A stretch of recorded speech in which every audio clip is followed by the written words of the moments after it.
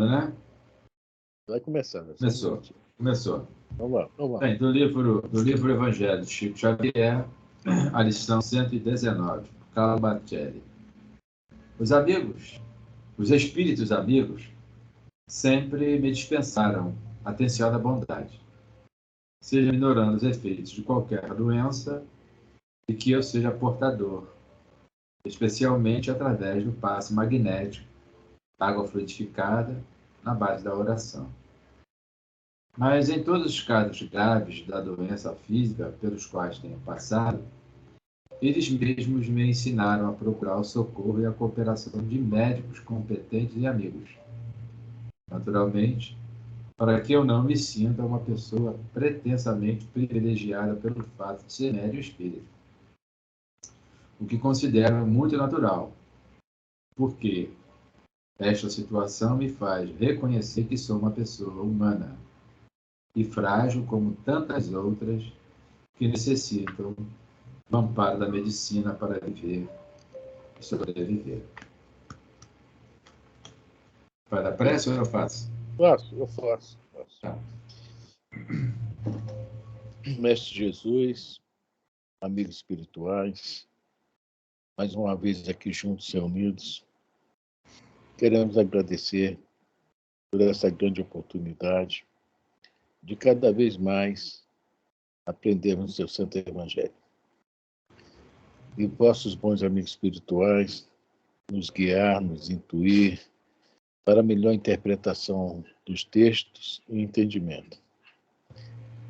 Pedimos também, Senhor, por todo o grupo, por aqueles que virão até aqui para o estudo, aqueles que não poderão vir, que o Senhor abençoe a todos, que possam todos também receber em seus lares essas energias que aqui receberemos. Pedimos também não só para o grupo, Senhor, pedimos para todos que muito necessitam de Ti neste momento. Seja aqueles que estão na guerra na Ucrânia, seja aqueles que estão em guerra em casa, seja aqueles que estão em guerra consigo mesmo. Enfim, Senhor, somos um planeta de muitas lutas, muitas provações, muitas expiações. Então pedimos por todos. Que não seja somente um ou dois os vencedores, que possamos ser todos nós os vencedores, que todos nós possamos passar por todos os desafios que temos que passar, todos os resgates que temos que fazer. E obrigado, Senhor, por nos ajudar, colocando à frente o seu Evangelho e com a ajuda dos nossos irmãos espirituais, com certeza vamos passar por tudo isso, vamos vencer. Agradecemos, Senhor, pela aquela menina que pedimos, pela operação, deu tudo certo. Pedimos de novo pela minha prima Íria Maria, que também não se encontra muito bem, mas que ela possa se recuperar o mais rápido possível. E por todos aqueles outros que também estão doentes e precisam da tua ajuda. Queremos pedir por todos. Que assim seja, graças a Deus.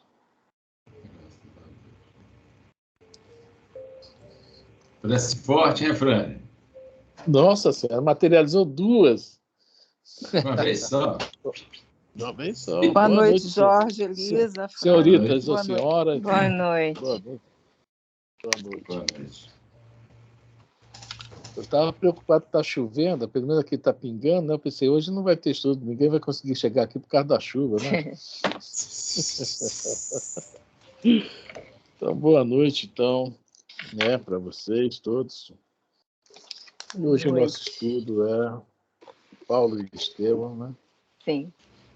Estamos no capítulo 8, no meu livro, é página 147. No novo, Elisa? No novo é 135. Isso. Bom, então você assume, Elisa. Então vamos lá. Estamos agora nos preparativos para o apedrejamento de Estevão, onde Saulo quer mostrar um troféu para todos, né? Olha aqui o meu troféu, uma moça que vive completamente dentro das leis, né? etc, etc, etc. Que era raridade, mesmo lá é raridade. É como se falasse hoje, né? Temos aqui um cristão ou uma cristã que vive como cristão ou como cristã. Né? Não é fácil. Tá? Todo mundo aprendendo, tentando ser, né? Essa é a grande realidade. Vamos lá? Vamos lá. Do livro Paulo Estevam, pelo Espírito Emmanuel, Psicografia de Francisco Cândido Xavier, capítulo 8, A Morte de Estevão. Nós estamos no livro novo, na página 135, no livro antigo, Afrânio? 147, tá? Estamos no parágrafo que começa assim: a jovem, compreendendo que desagradaria ao noivo se lhe demonstrasse divergência de opinião, acrescentou: vejo que tens muita razão. Não devo discutir os teus conceitos sábios e justos. Aliás, tenho mesmo a intenção de conquistar a amizade dos teus amigos do Sinédrio, pois não perco a esperança de sua proteção para o caso de Gesiel. Logo que se ofereça uma oportunidade para novas pesquisas na Acaia, mas, ouve, Saulo, se permitires, irei quando a cerimônia estiver finda. Está dito? Vamos lá. Notando a boa vontade conciliatória, o moço tarcense abriu o semblante num belo sorriso de satisfação. Eu não abro esse sorriso de satisfação. Esse tal de boa vontade conciliatória eu não conheço. Ai, vamos lá. Ela realmente seguia as leis, viu? Se ela fosse antes, eu acho que não tinha nem julgamento. Ela já ia embora dali, ia ser o alvoroço. É melhor. Alguém buzinou no ouvido. Já vai no final, que é melhor. A bem do cristianismo, né? A sorte que lá naquela época não tinha internet, né, gente? Nem Zap, nem Face, né? Senão ia aparecer em algum lugar lá, né? Sim, ficamos de acordo. Espero, porém, que assistas a tudo com serenidade, segura de que eu só poderia tomar encargos justos e decisões estimáveis no cumprimento do dever. É lamentável que o prisioneiro se haja mostrado recalcitrante ao ponto de me compelir a providências extremas. No entanto, podes crer que tudo fiz por evitar o derradeiro recurso. Empreguei todos os processos conciliatórios para dissuadi-lo de tão perigosas ilusões, mas sua conduta foi de tal modo irritante que toda a transigência se tornou praticamente impossível. Não, cada um tem sua versão, né? Eu não vi bem isso aqui, não, mas tudo bem, a versão dele, vamos respeitar, né? E assim funciona a lei, né?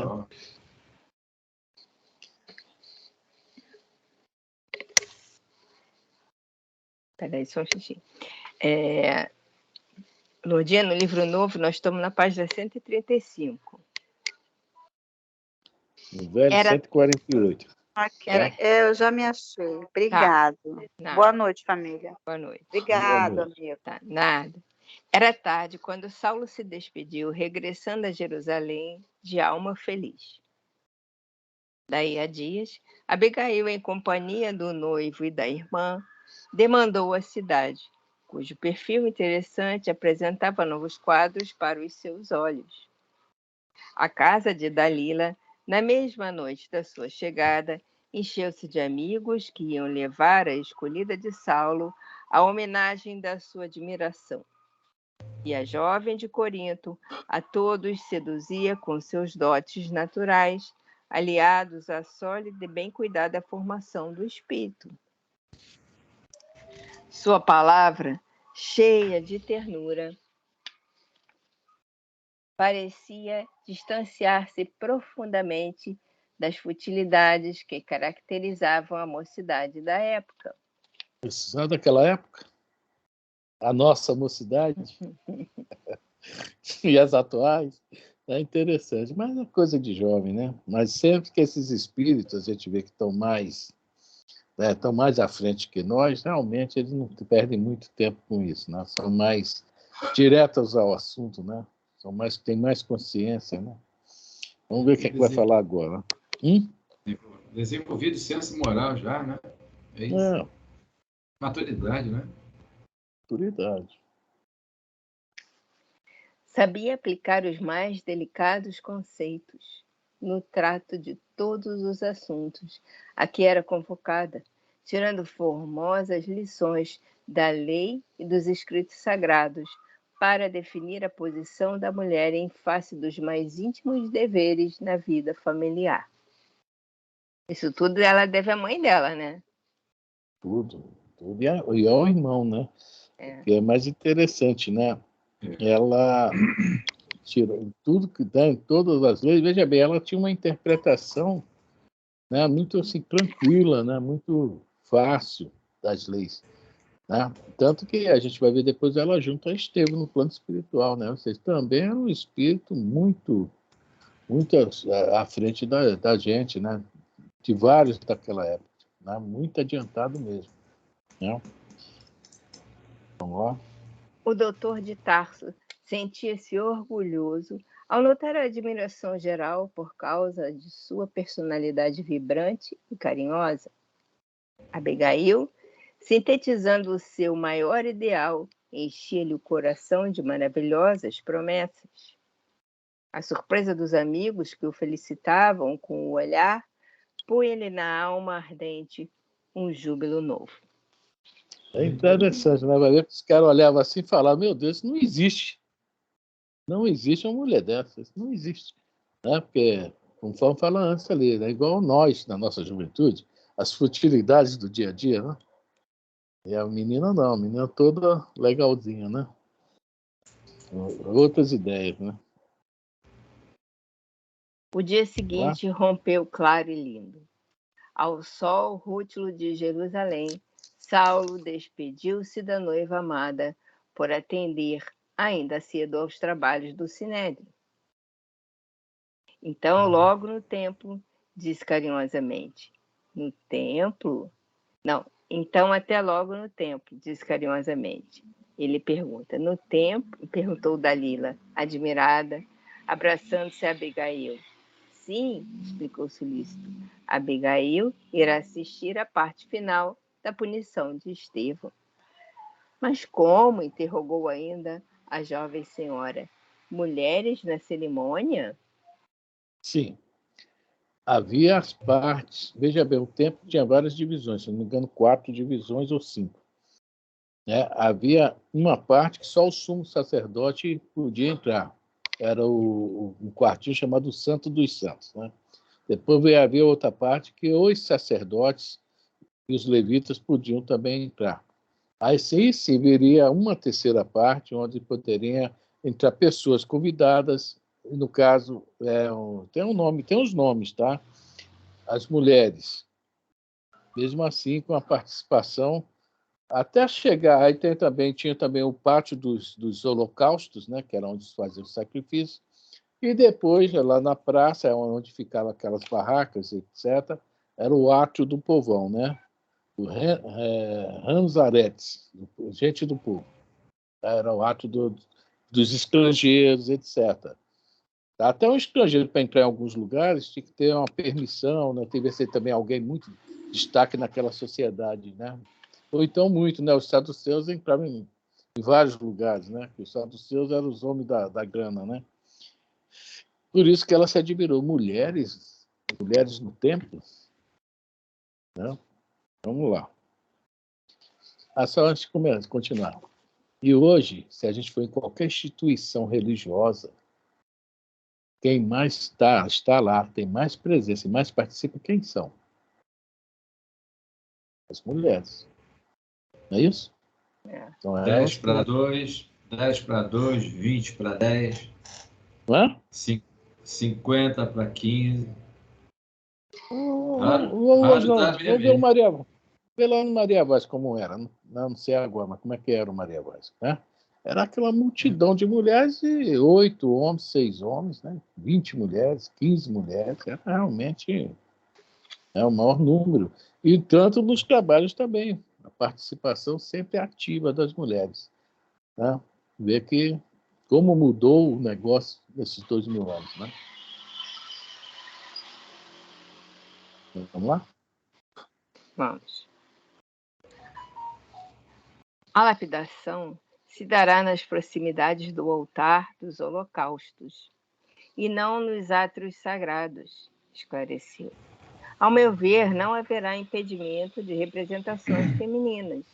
E ainda que isso constitua resolução de última hora a critério dos sacerdotes, a medida não poderá atingir decisão pessoal de minha parte, e eu desejo que Abigail participe do meu primeiro triunfo na defesa dos nossos princípios soberanos. Por que não? Se ele falasse, não, elas podem, Gamaliel ia deixar o cargo dele para ele. Rabino. Era um homem, também tinha um poder enorme. O rabino do tempo de Jerusalém, Nossa Senhora, quer dizer, alguns, só o sumo sacerdote, alguém assim, que poderia conversar com ele sobre a decisão do sim ou do não. Pode as mulheres vir ou não. E os outros sacerdotes comuns, não, o rabino está acima deles. Né? O grande mestre. Tá? Já Gamaliel não era só rabino, era o famoso Rabã. Rabã já é o mestre dos mestres, né, o Gamaliel. Hillel, né, Shammai, teve vários mestres dos mestres lá. Vamos lá? Ambas sorriram venturosas, observando-lhe as disposições excelentes. Em último recurso, Saulo, disse Abigail num gesto de tranquilidade e ternura, não deixes de oferecer ao condenado uma derradeira oportunidade para salvar-se da morte. Após 2 meses de cárcere, é possível que tenha refundido os sentimentos mais profundos. Pergunta-lhe, mais uma vez, se insiste em insultar a lei. Olha só a incompreensão do Antigo Testamento. Eu não sei qual o profeta que fala, né? Misericórdia quero, sacrifício não. E como o entendimento dela das leis é completamente diferente, né, do Saulo, né? Ela está de novo pedindo misericórdia. Não é isso que Deus tanto nos fala, né? Tanto quer de nós, né? Está aí, né? Não, o Saulo também. Isso vai mexendo com ele, mas na hora ele não se atina, acha, ela tem um coração generoso. Isso depois vai mexer com ele também. Isso vai lá para o caldeirão, tá? Boa noite, dona Lourdes. Boa noite. Desculpa eu que me enrolei, tá? Não, tá feito. O moço tarcense enviou-lhe... dona Lourdes, está no capítulo 8, está no livro verso 149 e no novo, qual a página, Lisa? 136. 136. Tá, eu estava vendo, eu estava assistindo no YouTube, por isso que eu me atrasei. A aula passada que eu não participei, na sexta. Tá. O moço tarcense. Tá. Vamos lá. O moço tarcense enviou-lhe um olhar satisfeito e reconhecido, jubiloso por verificar tanta grandeza de coração, e acentuou: assim farei. Nesse dia, desde muito cedo, o mais alto tribunal de Israel apresentava desusado movimento. A execução do pregador do caminho constituía objeto de largos comentários. Sobretudo, os fariseus faziam questão de todos os informes. Ninguém queria perder o angustioso espetáculo. A igreja modesta de Simão Pedro, entretanto, não ousou aproximar-se para qualquer indagação. Saulo, como perseguidor declarado e usando das prerrogativas da investidura legal, mandara anunciar que nenhum adepto do caminho poderia assistir à execução a efetivar-se nos grandes pátios do santuário.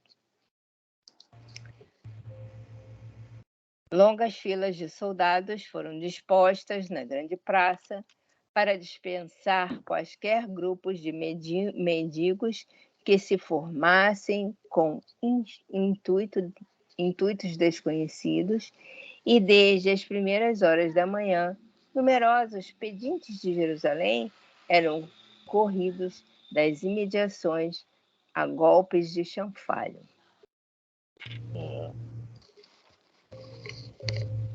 Igual hoje, né?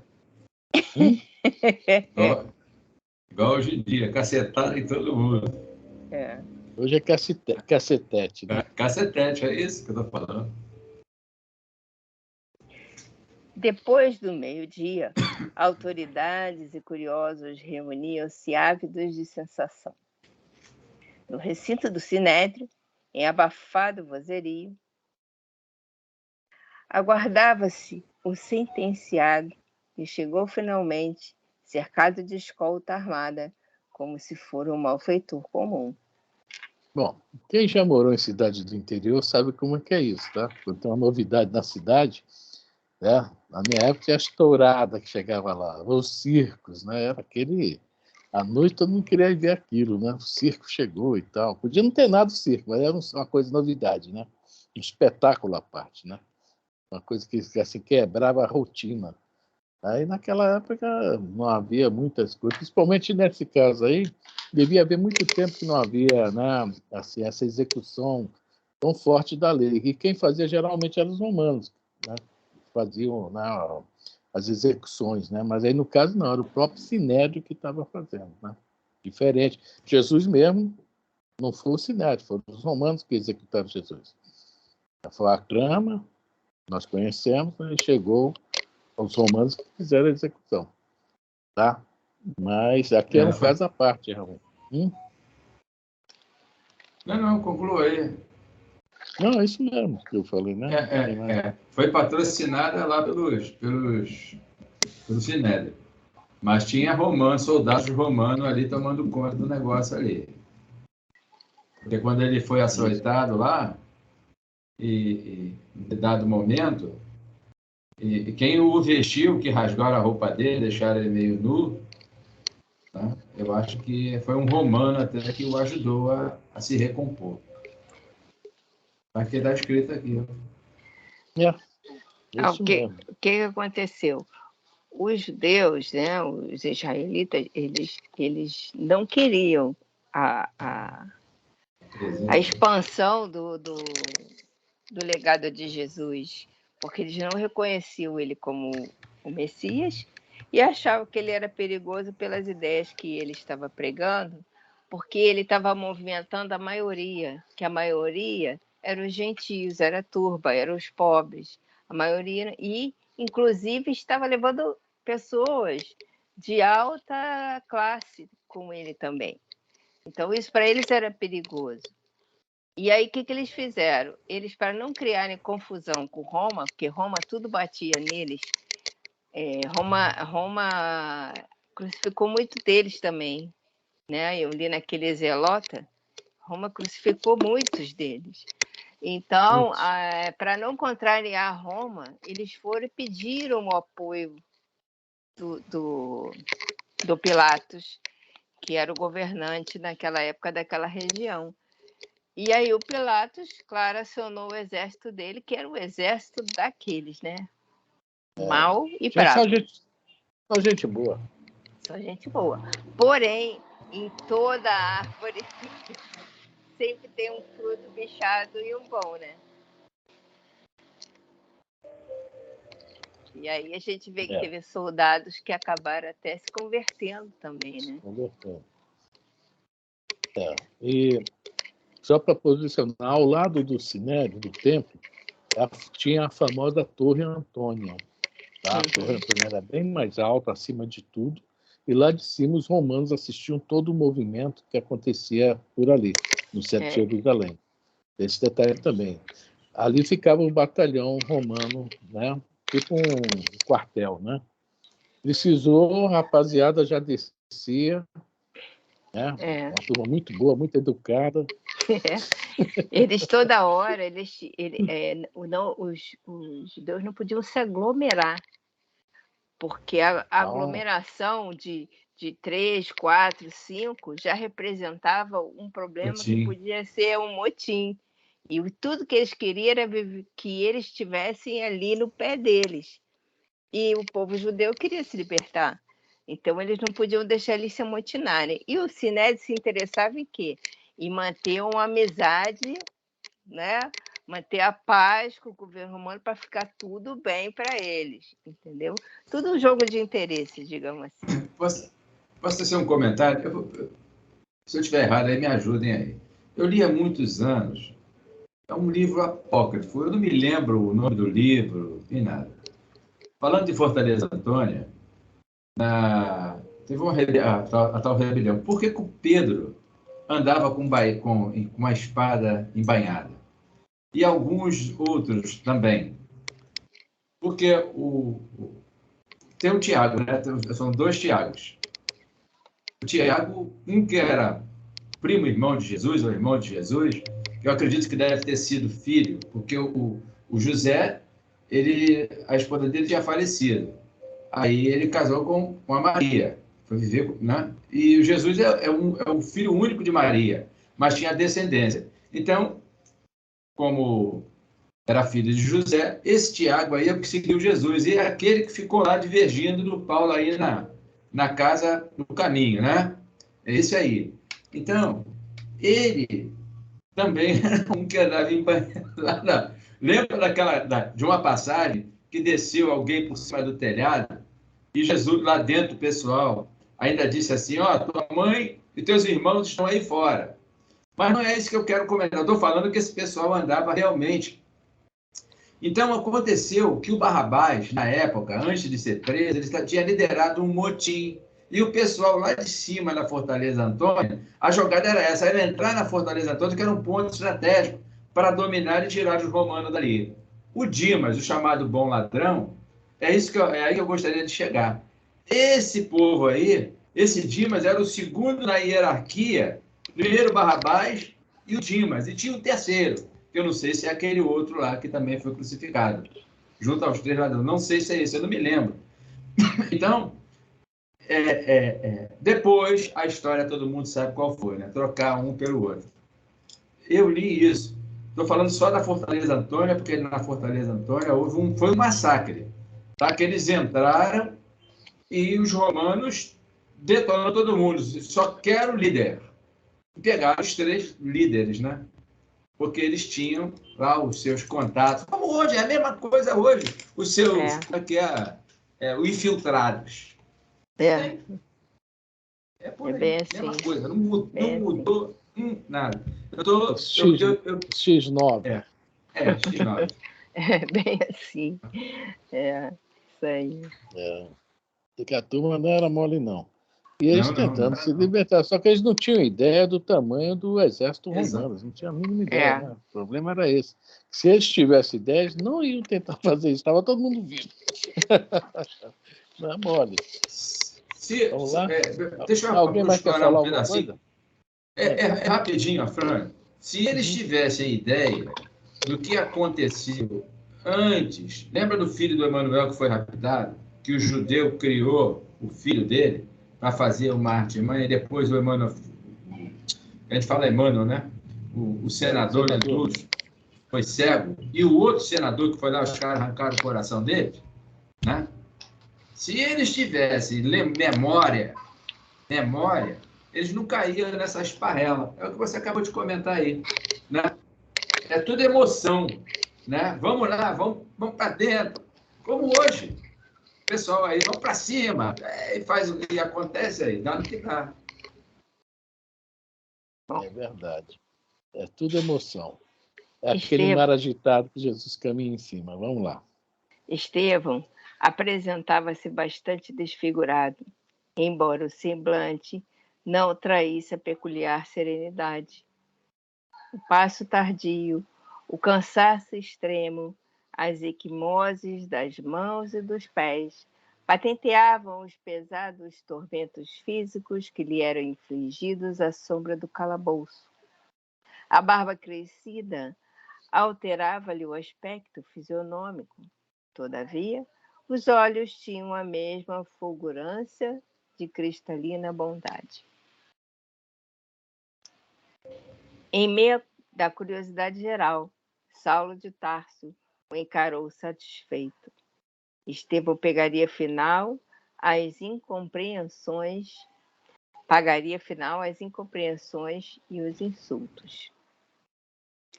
No instante aprazado, o doutor inflexível fez a leitura do libelo.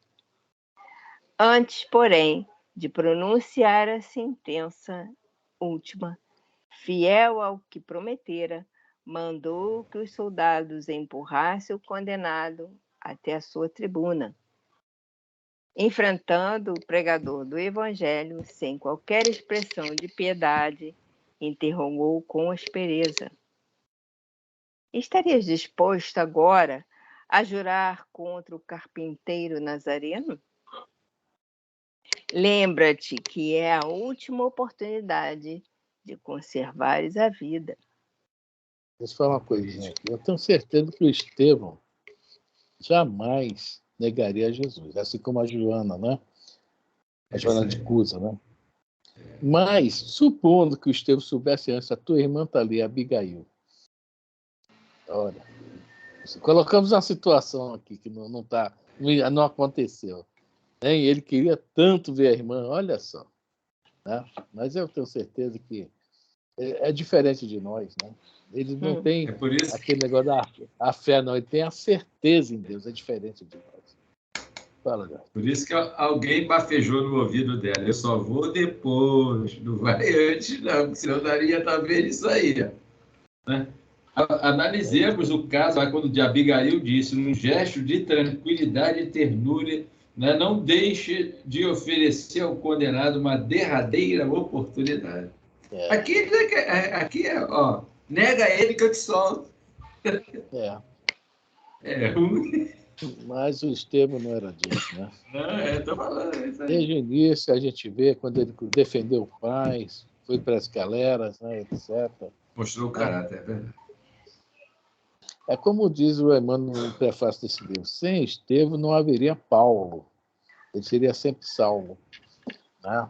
Porque o Estevão realmente mexeu com ele de uma forma inteligentíssima, né?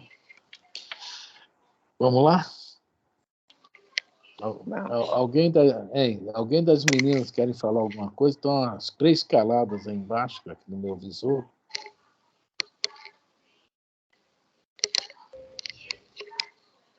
Então, eu estou tão baixo assim, primo. Não, eu não te vi, eu só vi as letras aqui, LD. Ah, tá. Eu não vi você ainda. Agora eu estou ouvindo tua voz, deixa eu... É o procedimento da humildade. Tá vendo? Pois é. Humildinha, né? Humildinha. Valeu, primo. Tais palavras pronunciadas mecanicamente soaram de um modo estranho aos ouvidos do moço de Corinto, que as recebeu na alma sensível e generosa como novos dardos de ironia. Não insulteis o Salvador, disse o arauto do Cristo com desassombro. Nada no mundo me fará renunciar à sua tarefa divina. Morrer por Jesus significa uma glória, quando sabemos que ele se imolou na cruz pela humanidade inteira. Nossa Senhora, hein? Muita coragem. Toda vez que eu ouço isso, eu me lembro da história do... É uma brincadeira, né? Do Zorro e do Tonto, aquele índio que andava com o Zorro. Toda vez, né? Nós quem, cara pálida, né? Se é a gente que está lá, a gente já dá uma de tonto, né? Nós quem, cara pálida. Desconheceu o Zorro na hora do sacrifício. Mas vamos lá. Mas uma torrente de impropérios cortava-lhe a palavra.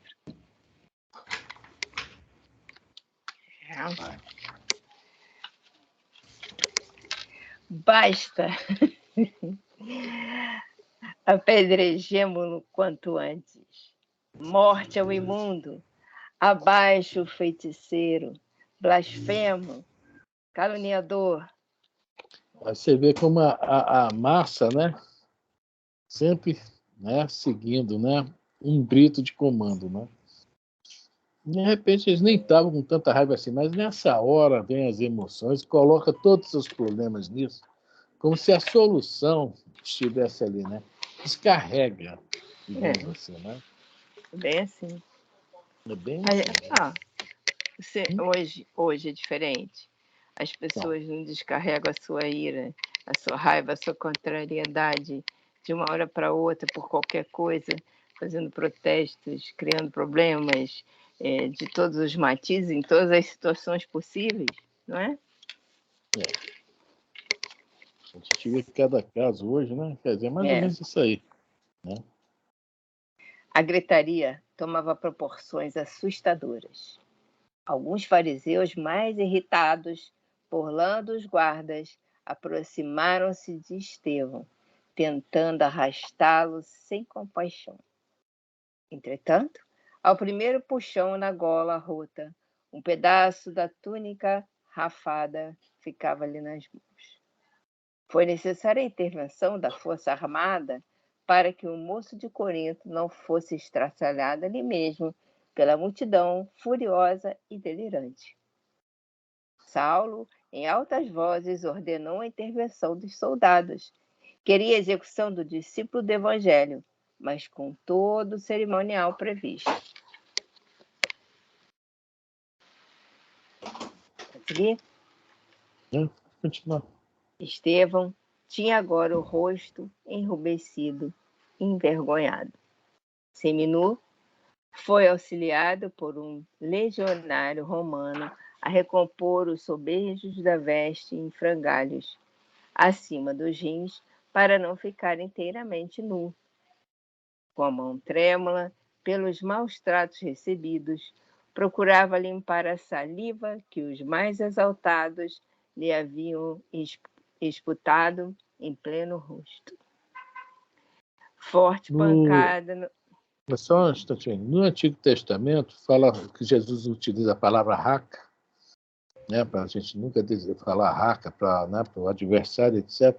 Raca é isso aí, esse tipo de humilhação que faz antes do ato cruel, né? É isso aí. E o Antigo Testamento pede, né? Pede não, claro, são leis, né? Fala sobre isso. Mas eles não estão obedecendo em nada o Antigo Testamento aí. Eles acham que estão obedecendo. Quer dizer, a lei tem várias interpretações. Esse é o grande problema das leis humanas, né? Que as leis de Deus não têm várias interpretações. É uma só. Né? Vamos lá. Forte pancada no ombro causava-lhe intensa dor no braço todo. Compreendeu que lhe chegavam os últimos instantes da vida. A humilhação doía-lhe fundo. Mas recordou as descrições de Simão a respeito de Jesus no derradeiro transe. Em frente de Herodes Antipas, o Cristo sofrera dos israelitas idênticas ironias. Fora açoitado, ridicularizado, ferido. Quase nu, suportara todos os agravos sem uma queixa, sem uma expressão menos digna. Ele, que amara os infelizes, que trabalhara por fundar uma doutrina de concórdia e de amor para todos os homens, que abençoara os mais desgraçados e os acolhera com carinho, receber o galardão da cruz em suplícios imensuráveis. Estevão pensou: quem sou eu e quem era o Cristo? Perguntinha boa, né? Quem sou eu e quem era o Cristo? Para qualquer um de nós, quando a gente está reclamando da situação, né? Teofrânio, eu não entendi muito bem o que o senhor explicou sobre a palavra raca. Raca é uma expressão que eles utilizam, que é, digamos, né? Que é utilizada nesses casos aí. Há uma execução, alguma coisa, a pessoa foi, na pena do país, ele admite pena de morte. Então, vai ter que ser executado. Infelizmente é uma lei errada, mas é do país, né? A gente não tem que se meter na vida dos outros, não é isso? Respeitar. Mas a raca é sobre essa questão dessa humilhação imposta a essa pessoa que vai ser executada, tá? É que Jesus fala sobre essa questão do raca, né? Raca é o teu irmão, teu inimigo, né? Ele fala, não me lembro bem. É isso aí. É respeitar. E não está havendo respeito. Tá? Isso é do Antigo Testamento. E eles aqui estão totalmente contrariando as leis. É isso que eu falei. Tá? Deu para entender agora, dona Lourdes? Sim, entendi, sim. Obrigada. Tá. Essa também Tem uma notinha lá no Evangelho, lá, que o Kardec coloca, que é como se fosse assim, o cidadão na bronca, com raiva, aqui ele dá um outro nome, mas na realidade é expultado, quer dizer, expultado seria escarrado, né? E cuspir no chão, sai reclamando e blasfemando, e fala, seria mais ou menos isso. Tem uma notinha que o Kardec coloca. E dependendo do que falar, aí já deu, né? Da cadeia. Naquela época. Então, por aí. Que a raca era isso. Os amigos da Elisa infiltraram, o pessoal lá em cima na fortaleza. Aí, ó. Olha lá. Né? Vamos lá. Quem sou eu e quem era o Cristo? Essa íntima interrogação propiciava-lhe certo consolo. O príncipe da paz fora arrastado pelas ruas de Jerusalém sob o escárnio das maiores injúrias, e era o Messias esperado, o ungido de Deus. Porque, sendo ele homem falível, portador de numerosas fraquezas, haveria de hesitar no momento do testemunho? E com o pranto a escorrer-lhe no rosto lacerado, escutava a voz cariciosa do mestre no coração: todo aquele que desejar participar do meu reino, negue-se a si mesmo, tome sua cruz e siga os meus passos. O que é negar a si mesmo? O ideal do Cristo é o ideal justamente do amor. Né? Isso tudo foi o que você fala aqui. Então, negar a si mesmo é acabar em si todo o orgulho e egoísmo. É viver em prol das leis divinas. Negue a si mesmo. Então, a gente vê isso 2 vezes no Evangelho. Quando o anjo Gabriel chega a Maria, fala, né, que ela ia receber ter um filho, que ela fala que se cumpra em mim a vontade do Senhor. Ela se negou a si. Deus, em primeiro lugar, que se cumpra em mim a vontade do Senhor. Essa é uma primeira passagem de negar a si mesmo. E a segunda passagem do próprio Paulo, né? Já não sou eu quem vive, é o Cristo que vive em mim. Ele já vive, o Paulo vai viver realmente os ideais cristãos. Mesmo continuando afoito, né? Ele era fariseu mesmo, né? Ele, no final lá antes dele ir para Cesareia e depois para Roma, ele fala lá no templo: eu sou fariseu, sentei meus pés de Gamaliel, ou seja, fui aluno de Gamaliel. Quer dizer, ele, mesmo cristão, anos depois de cristianismo, ele ainda continua, sabe quem é o fariseu, né? Aquele cara, né, decidido, arrojado nas decisões e vai embora. Por isso que ele foi o vaso escolhido, que para encarar o que ele encarou não era qualquer um. O cara muito... Não dava, tem que ser assim, tipo um guerreiro mesmo, né? Brigar mesmo, e ele era assim, né? Tome, olha só o que Jesus fala: negue a si mesmo, né? Leis divinas, tome sua cruz. Ou seja, isso não significa que nossos resgates, nossas provas, aceitei Jesus, acabou, não. É nossa responsabilidade, né? E siga os meus passos, para que essa cruz se torne mais leve, né? Mas ela, enquanto nós não conseguimos resgatar tudo, a cruz está lá. Cada vez ela vai diminuindo, né? Mas está lá. Tá? É por aí. Quer falar, Jorge? Eu só vou ler, se me permitir. No livro Palavra de Vida Eternas, no item 74, Nossa Cruz. Aí vem em relação a nós. O Marcos disse assim, no capítulo 8, item 34. E o Emmanuel anotou: se alguém quiser vir após mim, negue-se a si mesmo, toma a sua cruz e siga-me. Jesus, né? Enfim, o Emmanuel coloca assim: ninguém se queixe inutilmente. A dor é processo, a perfeição é o fim. Assim sendo, caminheiros da evolução ou da redenção têm cada qual a sua cruz. Se almeja aquele, esse almeja, aquele deve. E para realizar o ressarcir, a vida pede preço. Ninguém conquista algo sem esforçar-se, de algum modo, e ninguém resgata esse ou aquele débito sem sofrimento. Enquanto a criatura não adquire consciência da própria responsabilidade, movimenta-se no mundo a feição de semi-racional, amontoando problema sobre a própria cabeça. Lembra o que se discutiu lá do Chiqueirinho na última reunião? De quarta? Está aqui. Ó.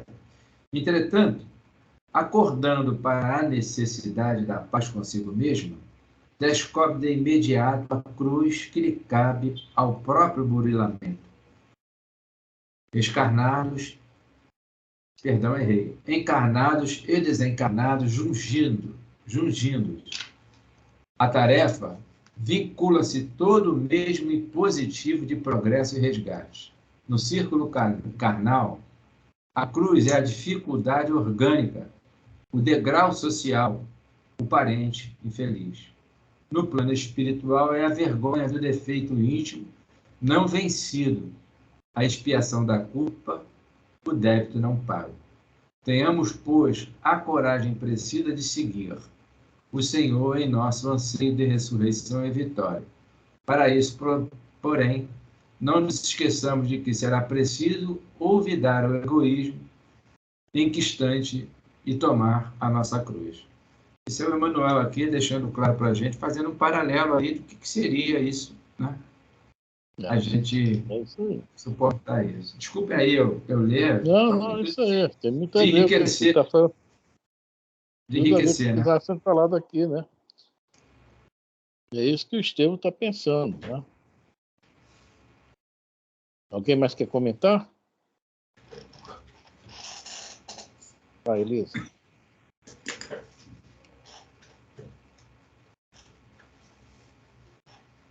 Está sem som, Elisa. Era preciso negar-se para aceitar o sacrifício proveitoso. Ao fim de todos os martírios, deveria encontrar o amor glorioso de Jesus com a beleza da sua ternura imortal. O pregador, humilhado e ferido, recordou o passado de trabalhos e esperanças. Parecia-lhe rever a infância saudosa, na qual o zelo materno lhe incutira os fundamentos da fé confortadora. Depois, as nobres aspirações da mocidade, a dedicação paterna, o amor da irmãzinha que as circunstâncias do destino lhe haviam arrebatado. Ao pensar em Abigail, experimentou certa angústia no coração. Agora que deveria enfrentar a morte, desejava revê-la para as últimas recomendações. Relembrou a derradeira noite. É interessante o seguinte, quando a Abigail vê, vai falar uma coisa, né, que tem muito a ver com isso que ele está aqui pensando, né? É sobre a questão da situação dele, né? Mas vamos lá, isso é mais na frente. Relembrou a derradeira noite em que haviam permutado tantas impressões de ternura, tantas promessas fraternais na lôbrega prisão de Corinto. Apesar dos movimentos renovadores da fé, de cujos trabalhos compartilhava ativamente em Jerusalém, jamais pudera esquecer o dever de procurá-la, fosse onde fosse. Enquanto em derredor se multiplicavam impropérios no turbilhão de gritos e ameaças revoltantes, o sentenciado chorava com as suas recordações. Socorrendo-se das promessas do Cristo no Evangelho, experimentava brando alívio. A ideia de que a irmãzinha ficaria no mundo, entregue a Jesus, suavizava-lhe as angústias do coração. Você está sendo inspirado. Oi. Interessante, eu estou vendo assim, todo esse sofrimento dele, eu estou lembrando que tudo isso aconteceu por causa da teimosia do pai dele. Uma coisa como reverberou lá no futuro, anos à frente, continuou ainda reverberando o erro do pai dele lá no passado. Se o pai dele fosse mais cordato lá, seguisse o conselho do próprio filho, que era sábio, mais sábio que ele, eles não teriam passado por tudo isso, né, seu Afrânio? Mas vejamos, vamos entender o seguinte, será também que ele estaria em Jerusalém agora, né? Entendeu? Não. E ele veio... Era uma missão. Né, essa missão, já sabia que ia passar por isso tudo. Lembremos que o acaso não existe. Foi um projeto que, para ele está passando por tudo, ele está dando uma aula para a gente, né? Ele é o primeiro, né, martírio que houve, né, após Jesus, o próprio Jesus é ele, né? Primeiro mártir, né, que fala do cristianismo é ele. E ele está dando uma aula de como nós devemos nos portar, né? Realmente ele é fora de série. Porque assim, nós não podemos afirmar, porque nada se pode afirmar, na verdade. Mas a gente tem que ter consciência de que muitas vezes não, né? Acho que na maioria das vezes, pelo que a gente estuda, esses são os caminhos necessários para o desfecho final de muitas coisas. Entendeu? Muita felicidade. Quem vai resgatar ele na hora lá do apedrejamento? Ele desencarna.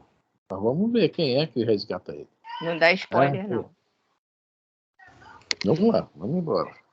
E ele ainda utiliza, né, nas últimas palavras... Vamos lá. Mal saíra de suas dolorosas reminiscências, ouviu a voz imperiosa de Saulo dirigindo-se aos guardas. Algemaiam novamente. Tudo está consumado. Sigamos para o átrio. O discípulo de Simão Pedro, estendendo os pulsos para receber as algemas, sofreu pancadas tão fortes de um soldado inescrupuloso que dos pulsos feridos começou a jorrar muito sangue. Educado soldado, né? Estevão, porém... Só fez jorrar sangue, podia ter... Vamos lá. Estevão, porém, não fez o menor gesto de resistência. De quando em quando, levantava os olhos como se implorasse os recursos do céu para os seus minutos supremos. Não obstante, os apupos... Uma perguntinha. Como será que ele, né, levantava os olhos como se implorasse os recursos dos céus? No instante desse sofrimento, né, digamos, máximo, né? Da prece, né? Ele não esqueceu da prece. Né? A gente, quando está nervoso, angustiado, aflito, alguém se lembra de rezar da hora? Não, ninguém. Então vamos lá. Não obstante, os apupos e as chagas que o dilaceravam experimentavam uma paz espiritual desconhecida. Todos aqueles sofrimentos do cerimonial eram pelo Cristo. Aquela hora era a sua oportunidade divina. Exatamente. Aí, quando a gente estiver no sufoco, não esqueçamos disso que o Emmanuel está falando. É a hora da oportunidade divina, né? Não é isso? Vamos gravar isso para a gente, que isso é importante, né? O mestre de Nazaré havia convocado seu coração fiel ao público testemunho dos valores espirituais da sua gloriosa doutrina. Confiante, raciocinava: se o Messias aceitar a morte infame do Calvário para salvar todos os homens, não seria uma honra dar a vida por ele? Seu coração, sempre ávido de dar testemunho ao Senhor desde que lhe conhecera o Evangelho de redenção, não deveria rejubilar-se com o ensejo de oferecer-lhe a própria vida? Entretanto, a ordem de caminhar arrancou dos mais elevados pensamentos. O generoso pregador do caminho hesitava nos passos cambaleantes, mas tinha sereno e firme olhar, revelando desassombro nos derradeiros lances do testemunho. Naquelas primeiras horas da tarde, o sol de Jerusalém era um braseiro ardente. Não obstante o calor insuportável, a massa deslocou-se com profundo interesse. Tratava-se do primeiro processo concernente às atividades do caminho após a morte do seu fundador. Destacando-se de todas as correntes judaicas ali presentes, em penhor de prestígio a lei de Moisés, os fariseus faziam grande alarde do feito.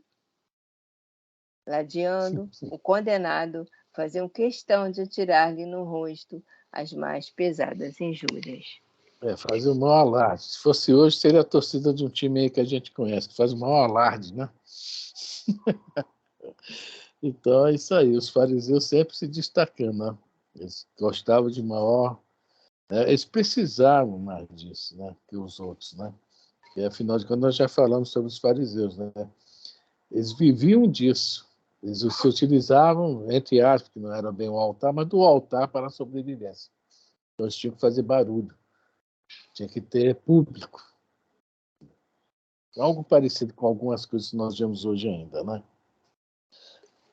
Bom, vamos lá?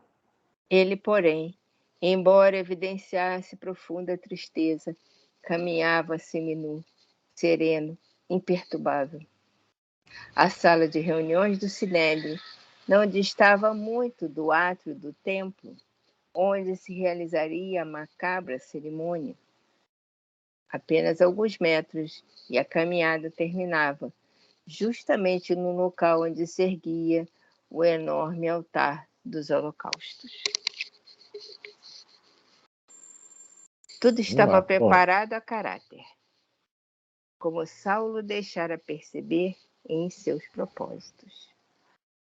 Ao fundo do pátio espaçoso, Estevão foi atado a um tronco para que o apedrejamento se efetuasse na hora precisa.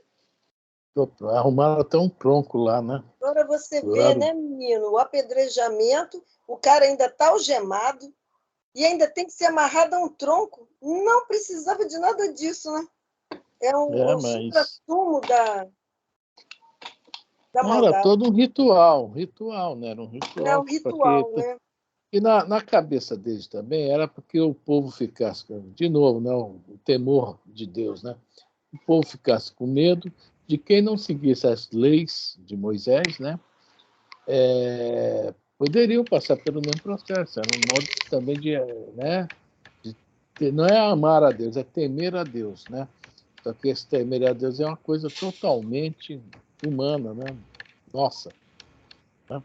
Então, fazendo isso, chamaria a atenção para que nenhum outro voltasse a repetir. Isso teve várias vezes lá em Jerusalém, né? Vários motivos. Né? Já teve vários messias também, se vocês não sabem, né? A Elisa deve ter visto lá no livro da Taylor, né? Sim. Existiu vários messias, vários. Teve um que teve um... Foi na época do Tito, esqueci o nome do grande mestre também, um mestre israelita, que ainda falou, não, o outro não era original, não. Esse que é o verdadeiro Messias. Ele ficou até, foi protegido durante muito tempo. Notou até que os romanos chegaram, arrasaram com tudo, arrasaram com Jerusalém. Eu não me lembro bem o nome dos dois, né? Que eu já li, mas não, isso é história mesmo, tá? Não é de livro espírita, não, tá? Eu li em algum lugar da história mesmo lá do povo de Israel, né? Então, eu acho que eu li isso no da Taylor Calder, no Grande Amigo de Deus, né? O Leão Amigo de Deus. Está até ali atrás, deixa eu ver. O Grande Amigo de Deus. Tem, mas eu não gravei os nomes. E é histórico. O Consuelo, olha a biblioteca. Então, então eu li isso na história, né? Viu? Apertou o botãozinho e apareceu lá. O Flávio Joséfo, né, que é um historiador judeu, né, dessa época aí, mais ou menos. E ele que também traz isso para a gente, traz muita coisa para a gente. Ela se baseia muito no Flávio Joséfo. Flávio Joséfo. Bom, os executores... Deixa eu ver. Vamos deixar isso parar por aqui? Vamos começar. Tudo estava preparado a caráter para a próxima aula. Cadê a hora? Agora nós vamos partir para o apedrejamento. Tá? Aí nós já vamos partir para o apedrejamento. Tá? Aí vamos mais ou menos encadeando o negócio. Já deu a hora mesmo, né? Tá ok? Então, a próxima aula, semana que vem, Hoje é de que dia? Dia 7, 14, é 21, né? 21/4, próximo estudo de Paulo Estevam. Olha só, gente, Bom, vou parar a gravação, né? Alguém quer falar alguma coisa antes de eu parar a gravação? Rapidinho, respondendo até a dona Lourdes aí, que ela falou, aí a gente teve um período de cruzadas, que é as guerras de 100, né? Teve a Inquisição, o pessoal torturava na mão grande mesmo, tinha que ser tudo em nome do quê? Em nome lá da religião, né? Ou até usando o nome de Jesus, só que naquela época era o contrário. Mas o pessoal retornando ao cenário do crime, está aí. Mas quem sabe esses que foram torturados não foram esses hebreus? A gente não sabe. Como a Elisa comentou, a gente não pode afirmar. Não pode afirmar. Isso aí. Mas reparação é natural, né? A natureza nossa imperfeita ainda leva a gente a esse estado de coisas. Só isso. Ok?